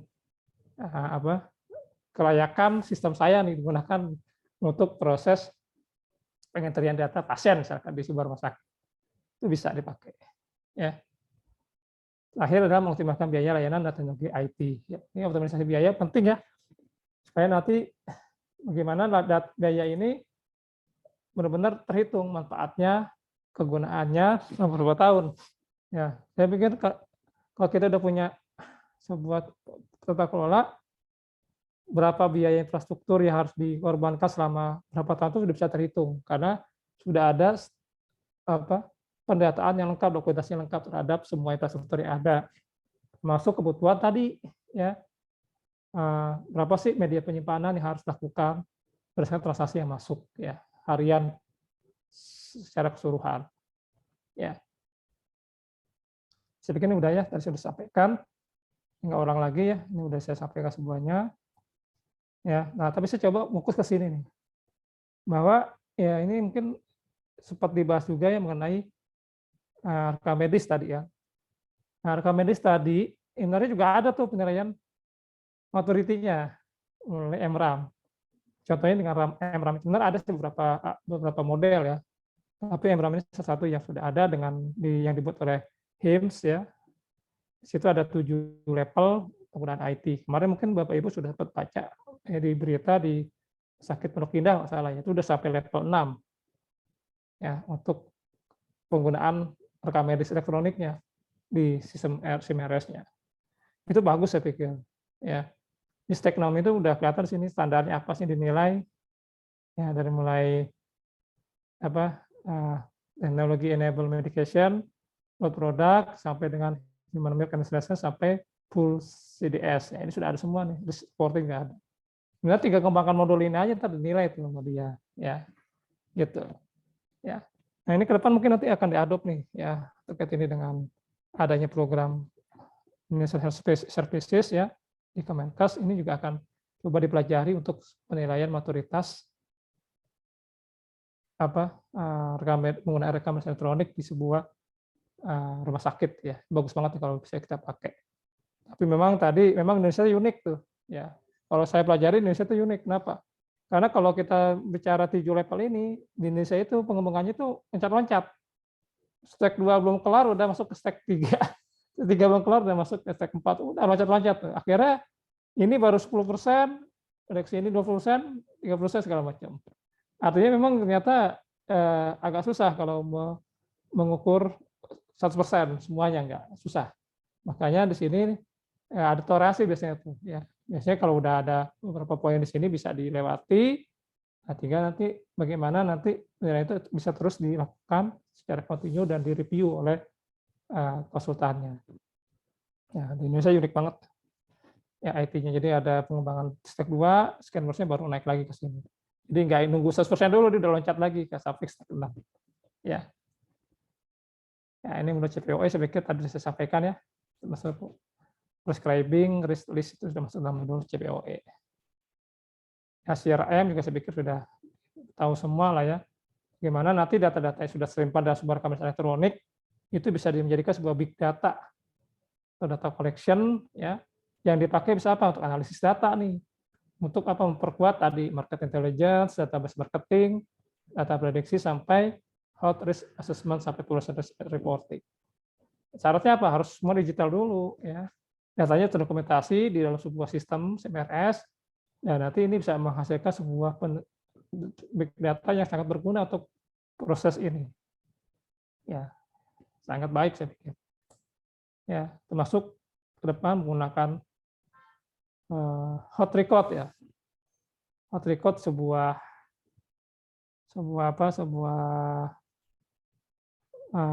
perangkat device yang terhubung dengan apa? Dengan sebuah sistem ya, Ini sudah mulai dijalankan di beberapa aplikasi ya, dan itu benar bisa kita pakai data itu. Buat apa? Untuk analisis data sebuah kesehatan seseorang, ya, menggunakan telemedicine, kemudian report pasien monitoring sampai mobile workflow encouragement solution. Ini bisa saling terhubung datanya. Tapi saat itu memang harus ada satu yang menyinkronkan datanya. Menggunakan apa? Dengan single identitas ya, atau menggunakan NIK. Nomor KTP yang bisa menghubungkan satu data dengan data lain. Ya, karena kalau ini masih menggunakan ID masing-masing, susah disatukan. Ini kalau sudah menggunakan single identity number, ya, menggunakan NIK misalkan, maka ini akan mempermudah proses penyatuan datanya. Karena apapun sistemnya nanti ketika NIK-nya udah ketemu, dia bisa tarik satu sama lain. Ya, manfaat saya pikir sudah cukup banyak ya. EMR itu tadi saya sampaikan, dan intinya adalah bagaimana kita bisa mengurangi dari sisi risiko-risiko biaya yang tinggi untuk penyimpanan medis, mempercepat proses pencarian dan segala macam. Nah, ini tadi saya sampaikan nih bahwa data privasi ini paling penting nih, privasi data. Ya. Karena apapun itu ketika rekomendasi elektronik berjalan, maka data ini harus dilindungi, ya. Mungkin saat ini kan undang-undang PDP belum disahkan nih, ya, tapi di situ kalau kita lihat undang PDP itu sangat mengikat banget mengenai perlindungan data pribadi. Ya. Artinya siapapun yang menyimpan data pribadi itu wajib menjaga dari sisi kerahasiaan datanya. Nah, makanya di sini nanti ada, tadi saya bilang tuh, ada penilaian keamanan informasi lewat ISO 27001. Ya, atau menggunakan indeks kami yang dirumuskan oleh BSSN. Jadi pakai itu. Karena cukup banyak kejadian-kejadian yang terjadi di beberapa sektor kesehatan mengenai kebocoran data. Ya, rumah sakit juga harus hati-hati juga, saya pikir. Bapak Ibu nanti kalau ingin jadi manajemen rumah sakit, kalau mau ke EMR, harus memperhatikan masalah aspek keamanan data informasinya. Yang sampai nanti ya rentan dan itu menjadi masalah. Ya, seperti itu. Karena apalagi kalau nanti udah dijamin dengan undang-undang PDP, nah itu harus benar-benar kita jaga keutuhan datanya. Ketiga ya masalah ya, keutuhan, availability, ketersediaan, kemudian security sampai dengan integrity. Itu penting. 3 itu yang paling penting harus dilakukan. Supaya nggak terjadi istilahnya masalah kebocoran data. Oke, itu aja Bapak Ibu dari saya sebagai informasi pada hari ini. Ya, mungkin kalau ada yang mau ditanyakan atau mau didiskusikan silakan. Sebelum saya akhiri. Yuk, silakan. Ada, silakan. Ada yang mau ditanyakan? Ya, 7:30 kita selesaikan. Enggak? Ada? Enggak ada, saya absen dulu deh. Ya, sebentar ya. Biar pasti orang-orangnya nih. Oh, boleh nanya nggak, Pak? Boleh, silakan, Pak. Ya, silakan. Saya dengan Dr. Andrew, Pak, dari RSUD Ciracas. Kan ya, di rumah silakan. sakit ini sudah mengalami udah memakai rekam medis elektronik, Pak. Yes. Cuman permasalahannya gini, kan untuk pelayanan di IGD kan ada sistem konsul ke dokter spesialis on call. Ya. Nah, tapi dari direktur itu tidak boleh membuka aksesnya itu di rumah, Pak, hanya di rumah sakit, Pak. Ya. Nah, itu memang tidak bisa, Pak, ya? Atau ya tadi berkait ke kebijakan memang, Pak.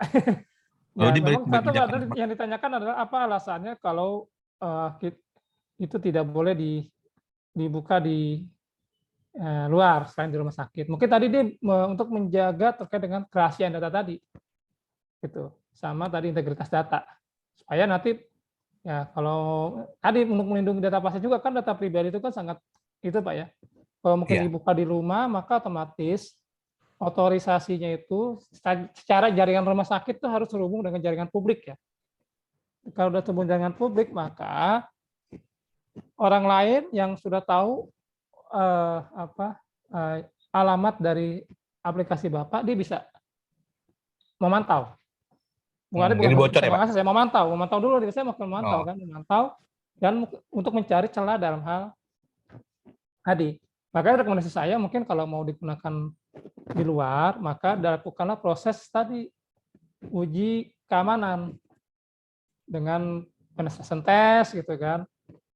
Bisa melibatkan BSSN tuh Pak. Kan secara kan rumah sakit daerah ya. Saya pikir bisa tuh kita pakai BSSN untuk diuji tuh kerentanannya. Rentan nggak nih kalau digunakan secara online misalkan.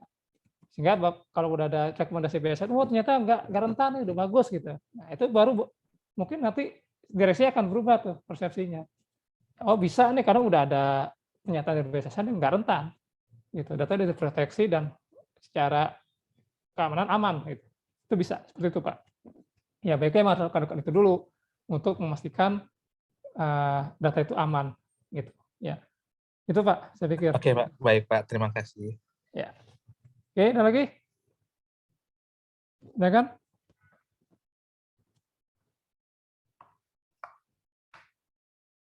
Kalau nggak ada saya absen ya. Tuh ada Bu Leoni masih ada? Masih, Pak. Oke, makasih Bu. Kemudian Ibu Ji Anissa. Ada? Halo? Ibu Ji Anissa ada? Oke, lewat dulu ya. Bapak Andri Herianto. Pak Andri masih ada? Ada Pak, ada. Oke, siap. Makasih Pak. Bu Citra Swarnamida. Hadir Pak. Oke, makasih Bu. Ibu Dinia Yuliani. Ada? Ibu Dinia masih standby. Ya, lewat dulu ya. Ibu Aminah Fitria. Hadir Pak. Baik, makasih Bu. Ibu Retno Triharsanti. Ada? Bu Retno? Standby? Ada ya. Oke, lewat dulu ya. Ibu Widiawati Arya Santi. Hadir Pak. Ya, makasih. Ibu ya, Ibu Raisa Lingga Angesti. Hadir, Pak. Hadir. Ini Lingga ini marga atau apa, Bu? Bukan, Pak. Bukan marga. Oh, saya juga sama. Saya di belakang saya ada marga nih. Lingga juga marga saya gitu. Bukan, Pak. Kebetulan saya orang Sunda, Pak. Jadi nggak ada Lingga marga. biasanya Linggar Jati gitu ya, Lingga gitu ya.